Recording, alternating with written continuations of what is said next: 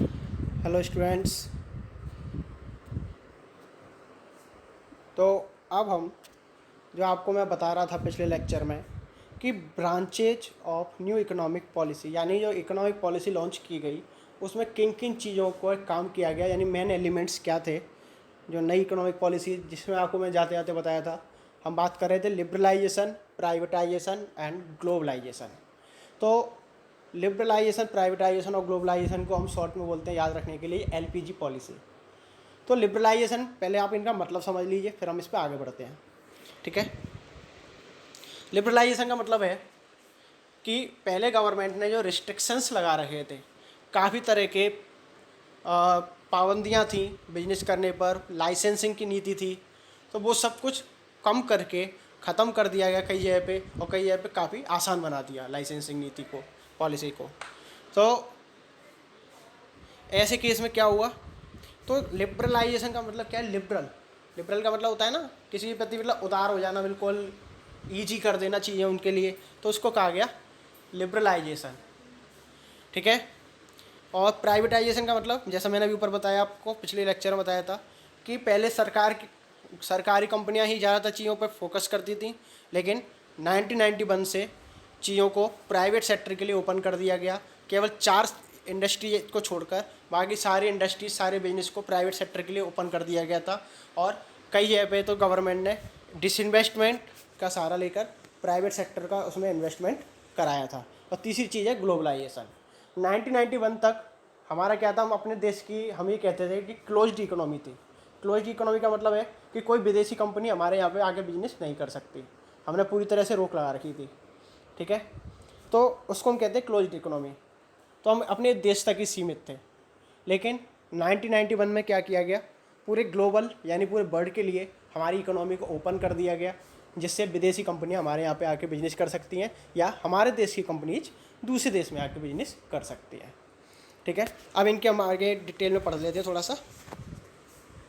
ये सबसे पहले लिबरलाइजेशन के लिए क्या कह रहा है, ये कह रहा था economic reforms that were introduced aim to liberalize the Indian business and industry from all unnecessary control and restrictions.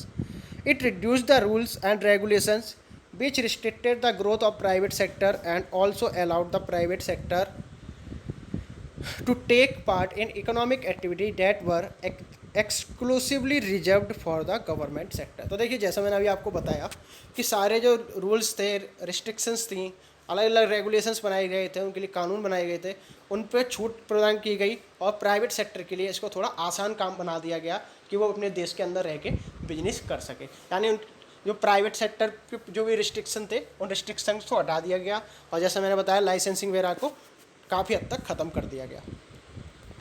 तो liberalisation of the India industry had taken place with respect to. तो देखिए इसमें क्या क्या किया गया लिबरलाइजेशन में। सबसे पहले कह रहा है abolishing licensing requirement in most of the industries except a short list. जैसा भी मैं बोल रहा था कि ज़्यादातर क्षेत्रों से या ज़्यादातर इंडस्ट्रीज में या बिजनेस के लिए लाइसेंस लेने पर से रोक हटा दी, उसको केवल कुछ ही ऐसी इंडस्ट्री छोड़ी जिनके लिए लाइसेंस लेना कंपलसरी था। इसके बाद freedom in deciding the scale of business activities, no restrictions on expansion और कॉन्ट्रैक्शन ऑफ बिजनेस एक्टिविटी। यानी अब प्राइवेट सेक्टर के लिए किसी भी तरह की कोई कंट्रोल नहीं था, कोई लिमिट नहीं थी, वो जितना चाहें अपने बिजनेस को बढ़ा सकते हैं या कम कर सकते हैं। पहले एक लिमिट होती थी प्राइवेट सेक्टर के लिए कि वो इतना ही कर सकते हैं, इससे ऊपर नहीं बढ़ सकते हैं। ठीक है। इसके बाद हम बात करें C point, removal of restrictions on the movement of goods and services. यानी जो गुड्स और सर्विसेज थी उनको एक स्थान से दूसरे स्थान पर भेजने के लिए काफ़ी सारी परमिशंस लेनी पड़ती थी, तो उन चीज़ों को भी ख़त्म कर दिया गया। Freedom in fixing the price of goods और सर्विसेज, यानी अब प्राइवेट सेक्टर को पूरी तरह से फ्री कर दिया गया, यानी आज़ाद कर दिया गया, वो अपनी चीज़ों के लिए प्राइस खुद फिक्स कर सकता था। पहले गवर्नमेंट फिक्स करती थी, प्राइवेट सेक्टर केवल प्रोडक्शन कर सकता था, प्राइस गवर्नमेंट के द्वारा सेट किया जाता था। ठीक है। इसके अलावा क्या कह रहा है, reduction in tax rates and lifting of unnecessary control over the economy. यानी जो टैक्सेज थे, खासतौर पे इनडायरेक्ट टैक्सेज जो थे हमारी इकोनॉमी के, उनमें काफ़ी कम कर दिया गया। एक टाइम ऐसा था जब हमारे देश में विदेशों से सामान मंगाने पर 400% तक टैक्स देना पड़ता था। जो कस्टम ड्यूटी वगैरह लगती थी उसको 400% तक थी। तो उसको काफ़ी हद तक कम कर दिया गया ताकि विदेशों से हम इम्पोर्टेंट चीज़ें जो हमें चाहिए, मशीन वगैरह, टेक्नोलॉजी वगैरह, कैपिटल वगैरह, सामान जो भी चाहिए वो हम आसानी से मंगा सकें। तो उससे भी काफ़ी फ़ायदा हुआ और इकोनॉमिक कंट्रोल भी कम कर दिया गया। इसके अलावा क्या कह रहा है ये, simplifying procedure for import and export. तो जो इम्पोर्ट और एक्सपोर्ट करने के लिए जो प्रोसीजर होता था उस पर पहले काफ़ी सारे रिस्ट्रिक्शंस थे। जैसे मैंने बताया था क्लोज्ड इकोनॉमी थी, विदेशों से हम बहुत ही कम गवर्नमेंट की अनुमति के बिना कुछ भी इंपोर्ट नहीं कर सकते थे, लेकिन उस पर से भी काफ़ी, उस प्रोसेस को भी काफ़ी आसान कर दिया गया लिबरलाइजेशन में। ठीक है, और लिबरलाइजेशन का लास्ट पॉइंट क्या है, making it easier to attract foreign capital and technology in India. और विदेशी, उन्होंने इस तरह से काम किया ताकि विदेशी जो कंपनियां हैं वो अपनी टेक्नोलॉजी और अपना कैपिटल का इन्वेस्टमेंट हमारे देश में कर सकें। प्राइवेटाइजेशन मतलब मैं आपको बता चुका हूँ, इसके हम पॉइंट्स डिस्कस कर लेते हैं डायरेक्ट। ये कह रहा है to achieve privatisation in India the government redefined the role of the public sector in the new industrial policy of 1991। अब देखिए इसमें कह रहा है कि प्राइवेट सेक्टर को बढ़ावा देने के लिए, प्राइवेटाइजेशन के लिए गवर्नमेंट ने एक नई इंडस्ट्रियल पॉलिसी लॉन्च की जिसे हम इंडस्ट्रियल पॉलिसी ऑफ 1991 कहते हैं। Adopt the policy of planned investment of the public sector and decided to refer the loss making and sick enterprise to the board of industrial and financial reconstruction। यानी industrial policy में नया क्या था कि government ने इसमें एक तो डिसइन्वेस्टमेंट की बात चालू की ताकि प्राइवेट सेक्टर वाले लोग भी हमारी सरकारी कंपनियों में पैसा लगा सकें, और दूसरा जो कंपनियां बंद थी या ख़राब परफॉर्मेंस दे रही थी या जिसे हम सिक इंडस्ट्रीज कहते हैं, सिक एंटरप्राइज उनको कहा जाता है, जो लगातार लॉस में चल रही होती हैं। ठीक है, जो बंद होने की कगार पे होती हैं, तो उनको भी कई प्राइवेट सेक्टर के लिए ओपन कर दिया गया कि वो कंपनियों को खरीद सकते हैं। इसके अलावा disinvestment means transfer of ownership of a public sector enterprise to a private enterprise. तो डिसइन्वेस्टमेंट मैं आपको बता चुका हूँ। ठीक है, if there were dilution of government ownership beyond 51%, it would result in transfer of ownership and management of the enterprise to the private sector। देखिए यहाँ पे ये कह रहा है कि अगर किसी सरकारी कंपनी यानी पब्लिक कंपनी का 51% हिस्सा, शेयर जो है वो दूसरों के द्वारा खरीद लिया जाए तो उस कंपनी पर से गवर्नमेंट की ओनरशिप ख़त्म हो जाती थी और वो प्राइवेट सेक्टर की कंपनी बन जाती थी। यानी कहने का मतलब ये है कि किसी भी कंपनी पे अपना हक जमाने के लिए किसी को 51% शेयर लेना ज़रूरी है। अगर किसी कंपनी में गवर्नमेंट का 51% शेयर है तो उसको हम पब्लिक कंपनी बोलेंगे, लेकिन पब्लिक गवर्नमेंट का होने की बजाय गवर्नमेंट का रह गया मान लीजिए 49% और प्राइवेट लोगों ने मिल के 51% कर दिया, तो ऐसे केस में वो प्राइवेट सेक्टर की कंपनी बन जाएगी। ठीक है, थर्ड क्या है, ग्लोबलाइजेशन। ग्लोबलाइजेशन का हम एक चीज़ से समझ सकते हैं, संस्कृत में दो शब्द हैं, वासुदेव कुटुंबकम, यानी पूरा विश्व एक परिवार है। तो ग्लोबलाइजेशन भी इसी चीज़ को फॉलो करता है कि व्यापार करने के लिए किसी तरह की कोई बॉर्डर नहीं होनी चाहिए, कोई लिमिट नहीं होनी चाहिए। यानी हम किसी भी देश में जाके बिजनेस कर सकें, कोई भी विदेशी हमारे देश में आके बिजनेस कर सके, इसको ग्लोबलाइजेशन बोला गया था। देखिए यहाँ पे क्या कह रहा है, integration of the various economies of world leading toward the emergence of a cohesive global economy। in simple word, globalization mean interaction and interdependence of a country with the economies of other countries to facilitate free flow of goods and services, capital and technology across borders। तो जैसा मैंने आपको बताया वही सब चीज़ ने बोली है। आगे क्या कह रहा है, till 1991 the government of India had followed a policy of strictly regulating imports in value and volume terms. मैंने आपको बताया कि पहले इंपोर्ट करने पे काफ़ी तरह के रिस्ट्रिक्शंस थे और गवर्नमेंट की परमिशन के बिना हम कोई भी चीज़ हम इंपोर्ट नहीं कर सकते थे। कितना करना है वो भी गवर्नमेंट से हमें परमिशन लेनी थी, क्या करना है वो भी परमिशन लेनी पड़ती थी। लेकिन आज के बाद ये सारी रिस्ट्रिक्शंस हटा दिए गए। These regulations were with respect to licensing of important tariff restrictions and quantitative restriction. तो इसमें क्या क्या रिस्ट्रिक्शंस थे, पहले लाइसेंसिंग ऑफ इंपोर्ट, यानी इंपोर्ट करने के लिए आपको लाइसेंस लेना पड़ता था। टैरिफ रिस्ट्रिक्शंस, यानी जिन चीज़ों को गवर्नमेंट नहीं चाहती थी कि लोग खरीदें विदेशों से, तो उन पर उन्होंने बहुत इंपोर्ट के लिए जो कस्टम ड्यूटी पे की जाती है वो काफ़ी बड़ी क्वांटिटी में कर दी ताकि वो चीज़ महंगी हो जाए, लोग ना खरीदें हमारे देश के। और क्वांटिटेटिव रिस्ट्रिक्शन, यानी इंपोर्ट अगर आपको करना भी है तो उसके लिए क्वांटिटी फिक्स कर दी जाती थी कि इससे ऊपर आप इंपोर्ट नहीं कर सकते हैं। लेकिन ये कह रहा है ग्लोबल इकोनॉमी में क्या क्या हो गया फिर, less word been there is. तो देखिए किसी इकोनॉमी को आप ग्लोबल इकोनॉमी कब कहेंगे, ग्लोबलाइजेशन कब कहेंगे, जब ये कह रहा है free flow of goods and services across nation, जब सभी देशों के बीच में हमारे देश की गुड्स और सर्विसेज हम अपने देश का बेच सकें दूसरों में और दूसरे हमारे यहाँ पे बेच सकें, ठीक है, यानी उन पर कोई कंट्रोल नहीं होना चाहिए। Free flow of capital across Nations, यानी कोई भी देश किसी भी देश में इन्वेस्टमेंट कर सकता है, अपना पैसा लगा सकता है, तो वो ग्लोबलाइजेशन होगा। Free flow of information and technology, जो अगर किसी के पास कोई नई टेक्नोलॉजी है तो वो दूसरे देशों के साथ उसको शेयर करेगा और जो भी इन्फॉर्मेशन हो लेटेस्ट उनको भी शेयर किया जाएगा। Free movement of people across border, यानी बिजनेस करने के लिए जो दो देश हैं या कोई भी दो देश हों तो बॉर्डर के आर पार जाने पर कोई रोक नहीं होनी चाहिए जब तक कि वो हमारा एनिमी कंट्री ना हो, ठीक है, यानी किसी को भी आसानी से आने जाने की अनुमति होनी चाहिए। वो बात अलग है कि वो वीज़ा और पासपोर्ट की, लेकिन उनको परमिशन मिल जाती है जब तक कोई नेगेटिव उनके खिलाफ इश्यू ना हो। तो a common acceptable mechanism for the settlement of disputes, यानी तो दो देशों के बीच में व्यापार करने पर, बिजनेस करने पर कोई भी डिस्प्यूट हो, विवाद हो, तो उसको सेट करने के लिए एक व्यवस्था होनी चाहिए प्रॉपर। और अ ग्लोबल गवर्नेंस प्रोस्पेक्टिव, और एक ग्लोबल गवर्नेंस की व्यवस्था होनी चाहिए ताकि दो देशों के बीच में व्यापारिक कोई भी विवाद हो तो जैसे इसके लिए बनाया गया था वर्ल्ड ट्रेड ऑर्गेनाइजेशन, नाम आपने सुना ही हुआ है, ठीक है, उसका काम यही है। इसके बाद हम बात करें डिमोनेटाइजेशन की। इस समय टीचर्स का ये फेवरेट टॉपिक है, इसमें से क्वेश्चन अक्सर बनता है। देखिए डिमोनेटाइजेशन का नाम आपने बहुत सुना होगा, फेसबुक पे 2016 में आपका डिमोनेटाइजेशन हुआ था 8 नवंबर 2016 को, ठीक है, ये डेट आप याद रखना है आपको कि 8 नवंबर 2016 हमारे देश में डिमोनेटाइजेशन कब हुआ था, 8 नवंबर 2016 को, with profound implication for the Indian economy, यानी इंडिया में हाल की हाल उसका इम्प्लीकेट कर दिया गया था, इंडिया की इकोनॉमी को सुधार करने के लिए ये डिमोनेटाइजेशन किया गया था। जी क्या कह रहा है इसमें, क्या मेन काम किया गया, the two largest demonetisation notes 500 and 1000 were demonetised with immediate effect, ceasing to be legal tender except for a few specified purpose such as paying utility bills।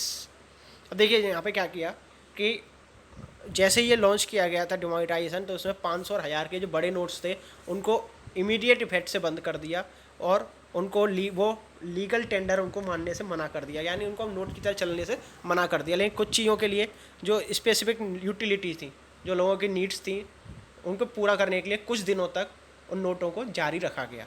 जैसे आपको और याद हो तो बसों में किराए के लिए, बैंकों में आप जमा कर सकते थे, ठीक है, या कोई ज़रूरी चीज़ें होती थी उनके लिए आप यूज कर सकते थे नोट्स को कुछ महीनों तक, ठीक है। और आगे क्या कह रहा है, this led to 86% of the money in circulation invalid, यानी हमारे देश के अंदर जो इतनी करेंसी थी, जो मनी थी, उसका 86% जो करेंसी चल रही थी वो 500 और 1000 के नोट में थी।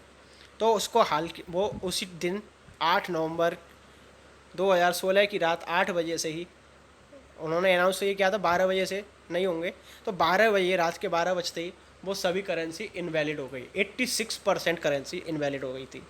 The people of India had to deposit the invalid currency to the bank which came along with the restriction placed on cash withdrawals, यानी उससे कहा गया इंडियन पब्लिक से कि आपके पास जो भी इनवैलिड करेंसी है 500 और 1000 की, इसको आप बैंकों में जमा करें और उस समय से विड्रॉल पे रोक लगा दी गई थी। आपको ध्यान हो तो पहले था एक दिन में आप 2000 निकाल सकते हैं, फिर 4000 हुआ था, ठीक है। In other word restriction were placed on the convertibility of domestic money and bank deposit, यानी इनको कन्वर्ट करने पर भी काफ़ी रिस्ट्रिक्शन था कि आप एक दिन में आप कितने नोट बदलवा सकते हैं बैंक से, आपको इसका भी ध्यान होगा, ठीक है। The main aim was to curb corruption, black money and illegal activity, इसका जो मेन ऑब्जेक्टिव था वो करप्शन को ख़त्म करने का और जो ब्लैक मनी थी, काला धन जिसे कहते हैं, जिस पर टैक्स नहीं दिया जाता, उसको ख़त्म करने का, और जो इलीगल एक्टिविटीज़ होती थी, जो दूसरे देशों से नकली नोट हमारे लिए छपके आते थे, चलते थे देश में, उनको रोक लगाना था। लेकिन ये पूरी तरह सक्सेस नहीं हो पाया था, बैंकों ने अपनी कमाई के लिए काफ़ी नोट बदल के दिए, जिससे करप्शन जो ख़त्म होना चाहिए था वो और बढ़ गया। तो इसके मेन फीचर्स क्या थे डिमोनेटाइजेशन के? तो देखिए सबसे पहला फीचर क्या था, demonetisation is viewed as a tax administration measure. यानी ये जो डिमोनेटाइजेशन था वो एक तरह से हम इसको टैक्स एडमिनिस्ट्रेशन मेजर के रूप में मान सकते हैं। यानी ये टैक्स को सुधारने के लिए था कि जो लोग टैक्स नहीं दे रहे हैं, ब्लैक मनी जिन्होंने इकट्ठी कर रखी है, उस पर ज़्यादा से ज़्यादा टैक्स हम कलेक्ट कर सकें। Cash holding arising from declared income बाज रेडिफाई deposited in bank and exchange for new notes, but those with black money had to declare unaccounted income and pay tax penalty बाज imposed। यानी इसमें क्या कहा था कि जिनका लीगल इनकम है, जितना वो आप अकाउंट में दिखा रहे हो, आप अपनी इनकम टैक्स रिटर्न में दिखा रहे थे, तो उस पर तो कोई दिक्कत नहीं थी। लेकिन जिन लोगों ने ब्लैक मनी रख रखी थी, जिनके बारे में अकाउंट्स में कहीं पर जिक्र नहीं होता था, कोई इन्फॉर्मेशन नहीं होती थी, तो जब वो पैसा बैंकों में आता तो सरकार की इच्छा थी कि वो पैसा जब बैंकों में आएगा तो उस पर टैक्स इम्पोज करके सरकार की इनकम को बढ़ाया जा सकता है और जो करप्शन है उसको ख़त्म किया जाएगा। Next, demonetisation is also interpreted as a shift on the part of the government indicating that tax evasion will no longer be tolerated और एक्सेप्टेड। यानी टैक्स एवेजन का मतलब होता है टैक्स की चोरी। तो जो लोग कम इनकम दिखा के अपने टैक्स बचाते थे, उसको गवर्नमेंट का एक तरह से यहाँ पे क्या था, गवर्नमेंट ये बताना चाहती थी कि भाई अब टैक्स एवेजन नहीं चलेगा, इसको एक्सेप्ट नहीं किया जाएगा, अब आपको पूरा टैक्स देना पड़ेगा। इसलिए ये लॉन्च किया गया था। Demonetisation also led to tax administration, जिसमें क्या कह रहा है ये, channelising saving into the formal financial system. इसके अलावा डिमोनेटाइजेशन का ये भी सिस्टम था कि जो लोग कैश को घर पे रखते हैं बैंक में जमा करने की जगह, तो वो पैसा भी बैंकों में आए, जिससे उसको हमारा जो इकोनॉमी है उसके सर्कुलेशन में मनी को लाया जा सके। ठीक है। और फोर्थ है, another feature of the demonetisation is to create a less cash और कैशलेस इकोनॉमी। ठीक है। यानी डिमोनेटाइजेशन का एक और जो मोटिव था वो ये था कि जो हमारी इकोनॉमी है उसको कैशलेस या लेस कैश का मतलब होता है कि कम से कम कैश में यूज हो, ज़्यादातर डिजिटल पेमेंट हो, ऑनलाइन पेमेंट हो, उसको बढ़ावा देना चाह रही थी गवर्नमेंट। या कैश लाइट का मतलब है कैश कम बिल्कुल ख़त्म कर दिया, कैशलेस उसको कहेंगे जब कैश का बिल्कुल यूज हो ही नहीं। ठीक है। आई कह रहा है ये, channelising more saving through the formal financial system and improving tax compliance है, क्योंकि कैश का यूज कम हो जाएगा जब ऑनलाइन होगा सब, तो वो सिस्टम के हिसाब से होगा और उस पर टैक्स की चोरी नहीं हो पाएगी। ठीक है। आगे क्या कह रहा है, इम्पैक्ट ऑफ डिमोनेटाइजेशन। अब इंडिया पे क्या इसका इम्पैक्ट पड़ा, ठीक है, इसका बात कर लेते हैं डिमोनेटाइजेशन की। तो सबसे पहला कह रहा है मनी इंटरेस्ट रेट्स। ये कह रहा है डिक्लाइन इन कैश ट्रांजैक्शंस। मैं इसको थोड़ा सा जूम कर देता हूँ। यस, सबसे पहला कि जब डिमोनेटाइजेशन का पीरियड था उस समय कैश ट्रांजैक्शंस में काफ़ी कमी आई, और आज की डेट में भी हम देखें तो डिमोनेटाइजेशन पहले के टाइम से और अब में देखा जाए तो डिजिटल पेमेंट और ऑनलाइन पेमेंट को, जिसमें पेटीएम वगैरह से, डेबिट कार्ड से पेमेंट ज़्यादा करते हैं। दूसरा क्या कह रहा है, बैंक डिपॉजिट इंक्रीज। बैंकों में लोग पैसा रखने लग गए क्योंकि अब लोगों में डर हो गया कि कभी मनी कैंसिल हो सकती है, तो उससे बढ़िया पैसा बैंक में रखो। तीसरा क्या है, इंक्रीज इन फाइनेंशियल सेविंग। यानी जो लोगों की सेविंग्स थी उनमें काफ़ी बढ़ोतरी होने लगी, क्योंकि कैश नहीं रखते लोग, तो कैश नहीं होता है तो पेमेंट आदमी खर्चा कम करता है। ठीक है। आगे क्या कह रहा है ये, प्राइवेट वेल्थ। इसमें अब क्या कह रहा है ये, declined since some high demonetise notes were not returned and real estate price fell. तो ये कह रहा है कि काफ़ी पैसा ऐसा था जो करेंसी वापस नहीं आई बैंकों तक, जो ब्लैक मनी था। लोगों ने कई घटनाएं दी थी, हमारे शहर में भी हमने देखा था, नालों में काफ़ी पुराने नोट्स पाए गए थे फटे हुए, बोरियों में भरे हुए। तो इस तरह से पूरी करेंसी किसी तरह से नहीं पहुंच पाई थी, जिसकी वजह से रियल एस्टेट का जो डिमांड थी वो कम हो गई, क्योंकि लोग ज़्यादातर अपना ब्लैक मनी दो जगह पे इन्वेस्ट करते थे, या तो रियल एस्टेट यानी बिल्डिंग वगैरह में, फ्लैट वगैरह में, या दूसरा गोल्ड में, तो उनकी डिमांड कम हो गई। अगला क्या कह रहा है, public sector wealth no effect. Public sector की वेल्थ पे कोई इफेक्ट नहीं पड़ा, क्योंकि पब्लिक सेक्टर में पूरा पैसा बैंकों के हिसाब से पेमेंट होता था। जो करप्ट लोग थे वो तो थे ही, वो तो सामने नहीं आए, उन्होंने तो अपना जुगाड़ करके कर लिया, लेकिन वैसे जो ईमानदारी की वेल्थ थी पब्लिक सेक्टर की, उस पर इफेक्ट नहीं पड़ा। आगे क्या कह रहा है ये, डिजिटलाइजेशन, जैसे मैंने बताया डिजिटल ट्रांजैक्शन बढ़ गए। अमॉन्ग्स्ट न्यू यूजर्स रुपे या AEPS इंक्रीज्ड, ठीक है। इसके अलावा क्या कह रहा है, रियल एस्टेट प्राइस डिक्लाइन, यानी इनकी कीमतें गिर गई। टैक्स कलेक्शन, और इसके बाद जब पैसा ईमानदारी से बैंकों में आने लग गया तो जो लोग पहले दिखाते थे हम गरीब हैं, अब उनके पैसे टैक्स की मिनिमम लिमिट से ज़्यादा होने लगे तो वो लोग टैक्स के दायरे में आ गए, तो इससे टैक्स कलेक्शन बढ़ गया देश के अंदर, ठीक है। अब हम बात करेंगे गवर्नमेंट पॉलिसी ने चेंज हुआ, बिजनेस जो गवर्नमेंट पॉलिसी चेंज हुई हैं उसका हमारे देश के बिजनेसेस पे क्या इफेक्ट पड़ा, ठीक है। डिमोनेटाइजेशन भी एक गवर्नमेंट पॉलिसी है, ठीक है। तो ये आपके 3, 4, 5, 6, 7 पॉइंट और हैं, उसके बाद ये आपका टॉपिक ख़त्म है। तो ये छोटा ही वीडियो है, पिछले चैप्टर का पार्ट है। तो देखिए यहाँ पे क्या कह रहा है, सॉरी, इंक्रीजिंग कंपटीशन, तो changes in the rules of industrial licensing and entry of foreign firm Indian market has increased market competition in India. तो ये क्या हुआ, जब विदेशी पैसा, विदेशी कंपनियां हमारे देश में आने लगी ग्लोबलाइजेशन की वजह से और प्राइवेटाइजेशन बढ़ गया, तो उसी वजह से हमारे देश में कंपनीज थी उनका काफ़ी कंपटीशन बढ़ गया। दूसरा क्या कह रहा है, मोर डिमांडिंग कंज्यूमर्स। अब क्योंकि जब हमारे देश के कंज्यूमर्स हैं उनको जब नई नई चीज़ें, विदेशी चीज़ें मिलने लगी तो लोग अच्छी चीज़ों की और डिमांड करने लगे, तो जो हमारे देश के जब जिनके पास टेक्नोलॉजी कम थी वो मार्केट से सीधे सीधे बाहर होने लग गए। तो देखिए यहाँ पे क्या कह रहा है, well informed consumer are more demanding, increased competition in the market give customer wider choice of quality product at reasonable price. तो कंज्यूमर की इच्छा क्या थी कि हमें एकदम लेटेस्ट चीज़ मिले और प्राइस भी लिमिटेड रहे, तो उसकी वजह से भी कंपटीशन बढ़ा, तो इसकी वजह से विदेशी कंपनियां हावी हो गई हमारे देश में, ठीक है।